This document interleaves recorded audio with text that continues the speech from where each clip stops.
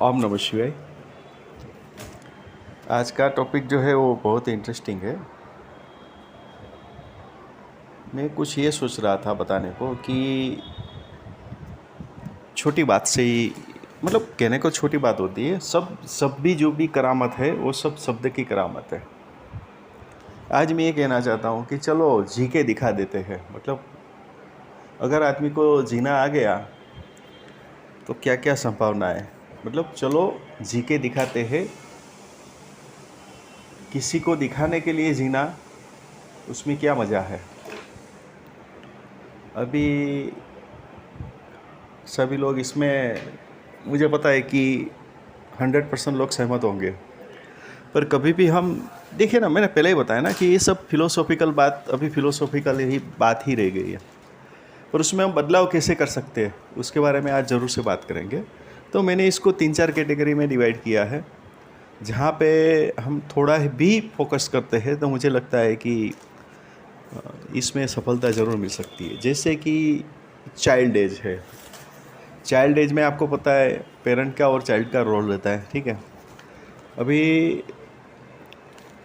अगर आप ध्यान से देखोगे तो आपको पता चलेगा कि पेरेंट को पता होता है कि इसका टैलेंट क्या है, क्योंकि 24 घंटे मतलब उसके हाथ से जब बड़ा होता है ना बच्चा, तो उसको पता चलता है कि उसका टैलेंट क्या है। पर फिर भी उस टैलेंट को छुपा के सिर्फ और सिर्फ कुछ उसकी जो प्री डिफाइंड आदतें होती है उसके ऊपर ही फोकस करके डेवलप करने की कोशिश की जाती है, या उसको ये समझाने की कोशिश की जाती है कि भाई देखो तुम्हें कॉम्पीट करना है, कॉम्पीट करके आगे आना है।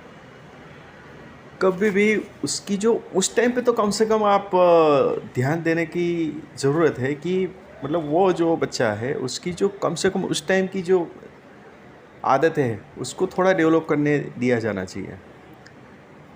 आज का जनरेशन में हम लोग इतना ज़्यादा अनट्रेंड कर रहे हैं। जैसे कि एक ही एग्जांपल देता हूँ। सबको पता है एजुकेशन के लिए 5 साल की एज है। लोग 3 साल में उसको रख देते हैं जूनियर के जी, सीनियर के जी, ये वो कर करके। तो हम लोग सही तरह से जीना तो हमको नहीं आता है, ऊपर से हम अपने बच्चों के भी सही तरह से जीना नहीं सिखा रहे हैं, ऐसा मेरा मानना है। अभी उससे आगे बात करें स्टूडेंट लेवल की। स्टूडेंट लेवल में जो भी है मतलब 10 साल से लेके 21 साल तक की हम पकड़ेंगे। उसमें आप देखिए तो आपने देखा होगा कि सिर्फ और सिर्फ अट्रैक्शन के ऊपर ही, चाहे बॉयज़ हो या गर्ल हो, उसका सिर्फ और सिर्फ अट्रैक्शन के ऊपर ही ध्यान रहता है, या कैसे अपने आप को संवारा जाए उसके ऊपर। इंटरनल जो इनर जिसको हम बोलते हैं, उसकी जो पर्सनालिटी है उस टाइम पे जो डेवलपमेंट है उसके कभी भी वो अपने आप में ध्यान नहीं देता है। वो जो जिसको हम टीन एज बोलते हैं, टीन एज को, क्योंकि मेरा तो मोटिवेशन रहा है तो मेरे स्कूल में ऐसे लेके कॉलेज में तक जाना होता है, मैं यही सवाल करता हूँ। आप क्यों क्यों सवाल आता है समझिए। क्यों मतलब सपोज़ करिए कि कोई स्टूडेंट, लड़का या लड़की SY में है, कोई भी स्ट्रीम में है, मैं पूछता हूँ कि आप क्यों पढ़ रहे हो। मैं कुछ बनना, मतलब मैंने कहा कुछ क्या होता है, कुछ क्या होता है वो तो बताओ। कुछ, मैं कुछ बनना चाहता हूँ या मैं बननी चाहती हूँ, तो ये कुछ क्या होता है। No clear. उसके बाद मैं 10 मिनट देता हूँ, नो क्लियर। मैं फिर दूसरा सवाल पूछता हूँ कि आप सपोज़ करो SY में हो, तो FY तक जो भी आपने किया उसमें आपने क्या किया, ब्लैंक। तो सिर्फ सर्टिफिकेट ही इकट्ठे करने हैं क्या, वो सर्टिफिकेट का इस्तेमाल क्या है। फिर मैं तीसरा सवाल पूछता हूँ कि सपोज़ करो कि जैसे तैसे करके आप जो भी आपने तय किया वहाँ तक आप पढ़ गए, फिर क्या करोगे, तो तुरंत ही बोल देंगे जॉब करेंगे। तो क्या आप ये जो 12, 15, 17, 20 साल निकालते हो पढ़ने के पीछे, तो क्या सिर्फ जॉब करने के लिए। जो आज का एजुकेशन सिस्टम है, क्या आपको जॉब करना ही सिखाता है और कुछ नहीं सिखाता है क्या। तो इसको हम बोलेंगे सिर्फ कंपटीशन, बराबरी, ये सब में रहते हम जीना नहीं सीखे हैं। स्टूडेंट लेवल की बात आ जाती है।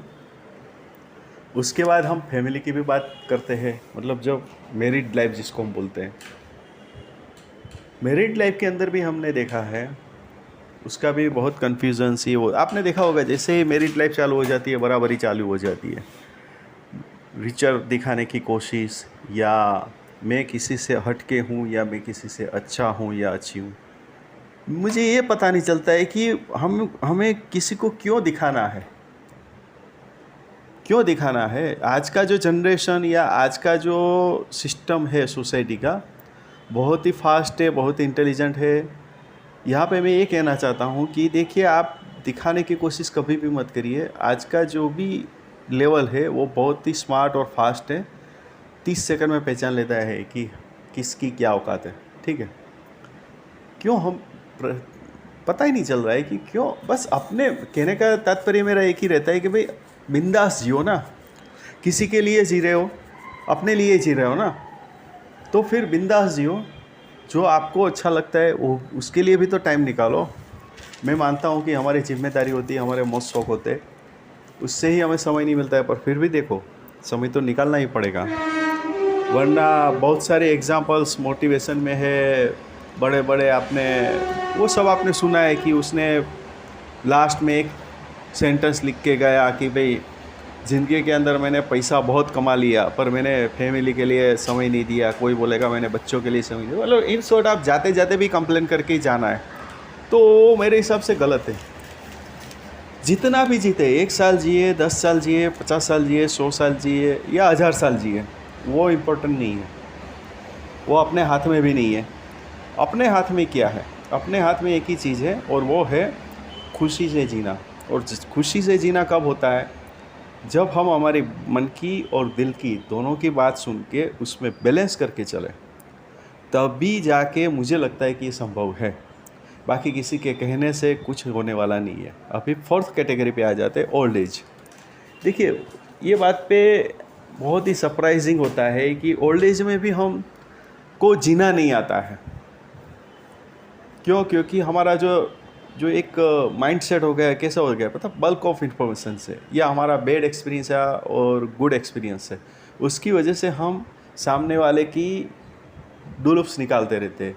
और उससे क्या हो जाता है कि जिसको हम टॉर्चरिंग, जिसको दूसरी भाषा में बोलते हैं टॉर्चरिंग करना, तो वो टॉर्चरिंग की वजह से वो अपने आप में ओल्ड एज जो भी है वो खुद एक हेजिटेट, मतलब एक धिक्कार की लागनी और डिप्रेशन की लागनी में चले जाते हैं। क्योंकि अगर किसी को आप बार बार कोई भी चीज़ में आप टोकते रहोगे तो डेफिनेटली उसका इम्पैक्ट रिएक्शन आना ही है। तो कहने का तात्पर्य क्या है कि ओल्ड एज में भी अगर हमको जीना नहीं आता है तो फिर ये तो गलत बात हो गई ना।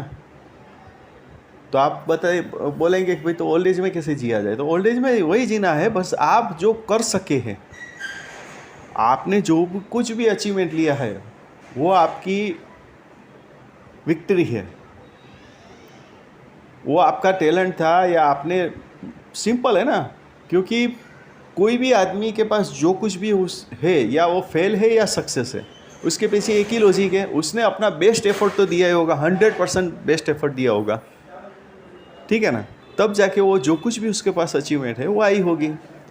तो वो जो कुछ भी अपने पास है, 1 रुपया है, 1 लाख रुपया है, 1 करोड़ रुपया है, 1 लाख करोड़ रुपये, वो इम्पोर्टेंट नहीं होता है। आप कम से कम तनिक शांति, क्योंकि फिर आपके पास शांति है ना। रिटायरमेंट आ गई, कोई आपको सुनता नहीं है ना, कोई आपको नोटिस करता है, तो उससे अच्छा टाइम और कोई नहीं हो सकता।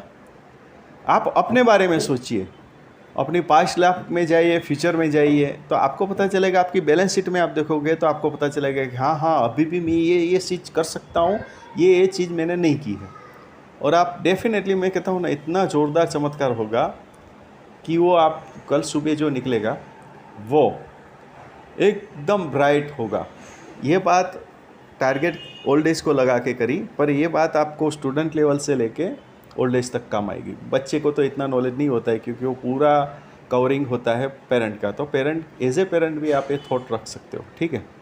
तो कुछ नहीं है, बस इतना ही है, बस ध्यान रखा जाए तो फिर जीना इसको ही कहते हैं, बराबर है। हम किसी गाना सुन लेते, जीना इसी का नाम है, तो उससे जीना नहीं बोलते, वो फिलोसॉफिकल बात है। इम्प्लीमेंट करके भी देखिए। तो आशा करता हूँ आज का टॉपिक भी आपको अच्छा लगा होगा। ओम नमः शिवाय।